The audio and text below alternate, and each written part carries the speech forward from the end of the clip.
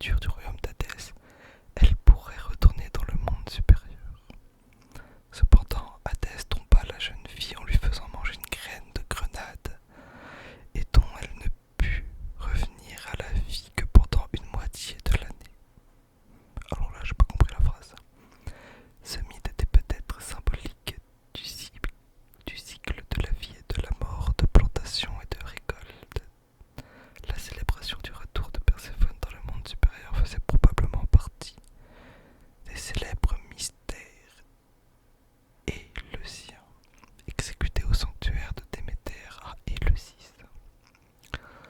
Dans l'art grec archaïque et classique, Hadès est le plus souvent représenté comme un homme plus mature, barbu et tenant un sceptre, une lance double, un vase de libation ou une corne d'abondance, symbole de la richesse minérale et végétale qui vient du sol.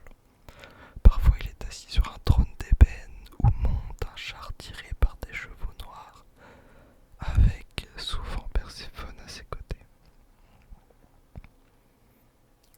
Le royaume d'Hadès.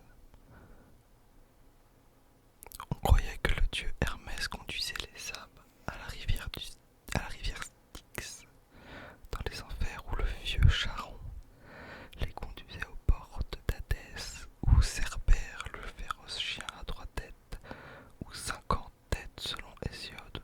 On va garder la version avec 3 têtes. Avec des serpents sortant de son corps, monter la garde pour garder les âmes à l'intérieur plutôt que de garder les autres à l'écart.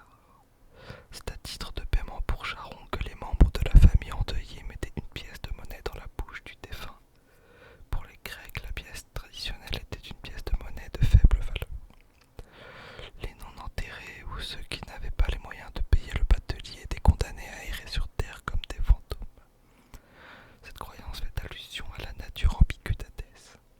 Ce n'était pas nécessairement un lieu de tourment et de souffrance, mais dans la plupart des cas simplement le dernier lieu de repos de l'homme. À leur arrivée aux portes du royaume d'Hadès, la destination finale des âmes était déterminée par une évaluation de leur action pendant qu'elles étaient encore en vie.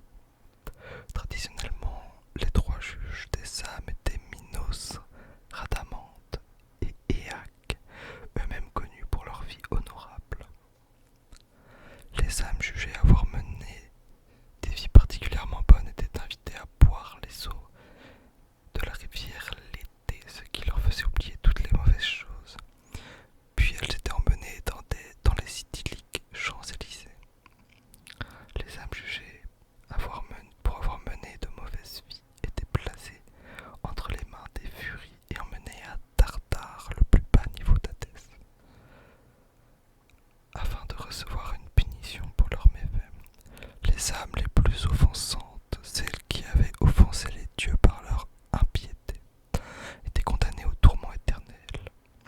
Les exemples de ceux ainsi punis étaient Sisyphe, qui devait toujours rouler un rocher sur une colline, Tantale, qui ne pouvait jamais étancher sa soif, Ogonos, qui dressait l'extrémité d'une corde pendant qu'un âne mangeait l'autre bout, les filles de Danaos, qui devaient essayer de remplir un tamis d'eau, et Ixion, qui était attaché à une roue.